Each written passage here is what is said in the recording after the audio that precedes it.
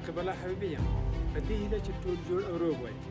نن ورځ که چیرې موږ نړۍ ته وګورو د اړیکو او ارتباطاتو نړۍ ده. دا اړیکې تر ډېرې په مجازي نړۍ کې یعنې په فسبوک، انسټاګرام، ټویټر او نورو اجتماعي پاڼو کې جوړیږي.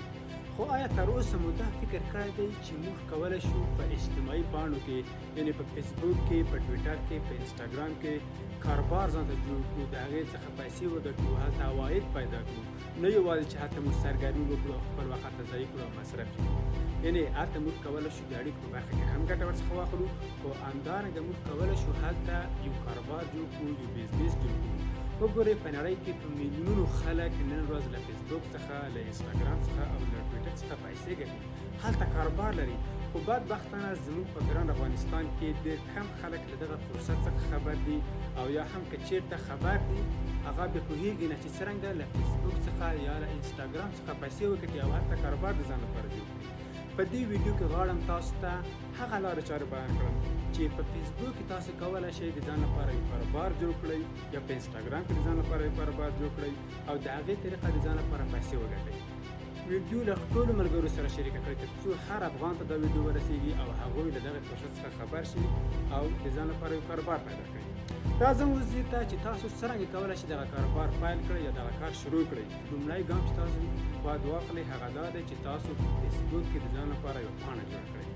تاسو یوه پاڼه جوړه کړئ، تاسو نشئ کولی چې له شخصي فسبوک څخه یا له شخصي انسټاګرام څخه پیسې وګټئ، بلکې تاسو هغه باید بزنسي کړئ، یعنې یو پیج جوړ کړئ، یوه صفحه د ځان لپاره جوړه کړئ. کله چې تاسو د ځان لپاره یو پیج یا پاڼه جوړه کړله، هغې ته یو نوم انتخاب کړئ، هغې ته یو موضوع انتخاب کړئ او د هغې لپاره یو موخه یا یو هدف وټاکئ. ځکه تاسو باید په هره موضوع کې فعالیت هلته ونه کړئ. که چیرې تاسو یو ورزشکار وئ نو تاسو یو ورزشي صفحه جوړه کړئ، په هغې صفحه کې تاسو د ورزش اړوند محتوا تولید کړئ. که چیرې تاسو یو مشاور وئ د روانشناسۍ په برخه کې، تاسو د روانپوهنې یا روانشناسۍ په برخه کې هلته محتوا تولید کړئ. که چیرې تاسو یو استاد وئ، په هغه برخه کې چې تاسو پوهېږئ په هماغه برخه کې تاسو څنګه وکړئ محتوا تولید کړئ.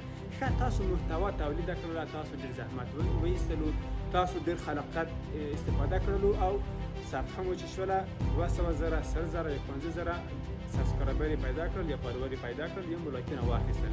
اوس څرنګه کولی شئ چې له دغې فرصت څخه ګټه واخلئ او پیسې وګټئ، یعنې د بزنس باندې تبدیله کړئ. تاسو کولی شئ چې مختلفو طریقو سره له دغه فرصت څخه ګټه واخلئ او پیسې وګټئ. لومړنۍ لاره چې ده هغه افیلیټ مارکیټینګ دی. افیلیټ مارکیټینګ یعنې په خرڅلاو کې همکاري. که چېرته تاسو بعضې ویبسایټونو ته ورغلي وئ لکه امازون.com یا نور ویبسایټونه، هلته دوی د خرڅلاو د همکارۍ برخه لري. تاسو هلته اکاونټ جوړوئ او هغه محصولات چې په امازون کې یا په نورو ویبسایټونو کې خرڅېږي د هغې لینک تاسو را کاپي کوئ، په خپله پاڼه کې یې ږدئ. هغه کسان چې تاسو له پاڼې څخه تللي دي او په امازون کې یو څه اخیستي دي، نو هغوی د هغه خرڅ شویو محصولاتو ګټه 1% تاسو درکوي، ځکه چې تاسو د پاڼې له طریقه هغه هلته تللي دي او هغه جنسونه یې اخیستي دي. دوهمه لاره د افیلیټ مارکیټینګ څخه وروسته چې تاسو کولی شئ د هغې څخه عواید پیدا کړئ، هغه تبلیغات. وګورئ نن ورځ په افغانستان کې په فسبوک کې هم تاسو کولی شئ پیسې وګټئ تبلیغاتو له طریقه. یعنې که چېرته تاسو ښې ویډیوګانې ولرئ، هلته ډېر تاسو ویډیوګانې لیدونکي ولري، په هغې باندې تاسو کولی شئ تبلیغات نشر کړئ. یعنې تبلیغاتو له طریقه تاسو ته فسبوک پیسې درکوي.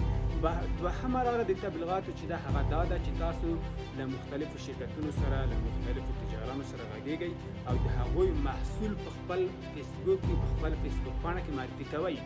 هغه محصول چې تاسو معرفي کړئ، کولی شئ د هغه تجار څخه، د هغه شرکت څخه تاسو فیصدي واخلئ او همدارنګه کولی شئ یوازې د تبلیغ په بڼه د هغه څخه پیسې واخلئ.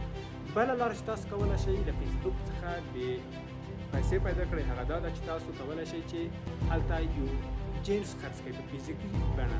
یعنې تاسو ځئ سوپر مارکیټونو سره غږېږئ، له دوکاندارانو سره غږېږئ، د هغوی د جنسونو عکسونه اخلئ او په خپله پاڼه کې یږدئ. هغه جنس چې خرڅېدلو تاسو د مشتري کور ته ورلېږئ، یعنې تاسو یوازې لار اسانوئ، تاسو دغه مشتري کور ته جنس وروړئ او فقط عکسونه یې په فسبوک پاڼه کې یږدئ. بله لاره چې دا تاسو کولی شئ خپل خدمات هلته خرڅ کړئ یا د نور خلکو خدمات خرڅ کړئ. مثلا تاسو کولی شئ چې یوه برخه کې ښه مشوره ورکړئ. که چېرې تاسو په یوه برخه کې ښه مشوره ورکولی شئ، نو تاسو په خپله فسبوک پاڼه کې د ځان لپاره تبلیغات کوئ او د ځان لپاره پیرودونکي پیدا کوئ. او همدارنګه که چېرې تاسو په یوه بله برخه کې کار ترسره کوئ، مثلا تاسو د تحصیلي بورسو په برخه کې غواړئ فعالیت ترسره کړئ، نو په همدغه برخه کې تاسو د ځان لپاره یو صفحه جوړوئ او خپل خدمات د همغه طریقه تاسو خرڅوئ او خپلو پیرودونکو ته یې رسوئ. خو فیسبوک کې په انسټاګرام کې فعالیت کول چې د ډېر خلاقیت، ډېر زحمت او غوره او قوي محتوا تولیدولو ته اړتیا لري. نو تاسو که چېرته په دې برخه کې کولی شئ فعالیت وکړئ، نو بسم الله شروع یې کړئ. نن ورځ که په افغانستان کې کاري فرصتونه کم دي، فزیکي کارونه کې کم پیدا کېږي، نو تاسو په آنلاین بڼه کې چې کوم فرصتونه موجود دي هغې څخه باید تاسو ګټه واخلئ، نه باید دا فرصتونه ضایع کړئ. نن ورځ تاسو د افغانستان په جغرافیه کې محدود نه یئ چې فقط په افغانستان کې تاسو باید کار وکړئ. نن ورځ تاسو کولی شئ د افغانستان له جغرافیې څخه هاخوا کار وکړئ، یعنې په افغانستان کې کار نه وي په آنلاین بڼه کار وکړه، په نوره نړۍ کې کار وکړه، یې په افغانستان کې خو کار دی په نوره نړۍ کې. په دې هیله چې دا ویډیو مو خوښه شوې وي، نو دا ویډیو له ټولو ملګرو سره شریکه کړئ، لایک او کمنټ مو هیڅکله هېر نه شي. په الله تعالی مو سپارم چې چارې ولرئ.